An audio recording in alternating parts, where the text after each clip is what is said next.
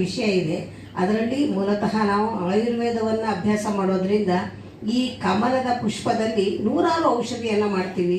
ಕಮಲದ ಪುಷ್ಪ, ಕಮಲದ ಎಲೆ, ಕಮಲದ ದಂಟು, ಕಮಲದ ಬೇರು, ಇದೆಲ್ಲದರಲ್ಲಿಯೂ ಕೂಡ ಸಾಕಷ್ಟು ಔಷಧಿಯನ್ನು ಮಾಡ್ತೀವಿ.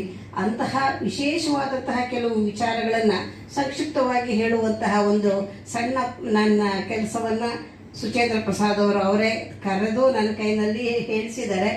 ಅದು ನಮಗೆ, ನಾನು ಒಂದು ಡಬ್ಬಿಂಗ್ ಮಾಡಲಿಕ್ಕೆ ಎಷ್ಟು ಕಷ್ಟಪಟ್ಟೆ ಅಂದರೆ ಬಹುಶಃ ಅವರ ಒಂದು ದಿವಸದ ಡಬ್ಬಿಂಗ್ ಥಿಯೇಟರ್ನ ಬಾಡಿಗೆ ಎಕ್ಸ್ಟ್ರಾ ಕೊಡೋ ಹಾಗೆ ಬಹುಶಃ ಮಾಡಿರ್ಬೋದು.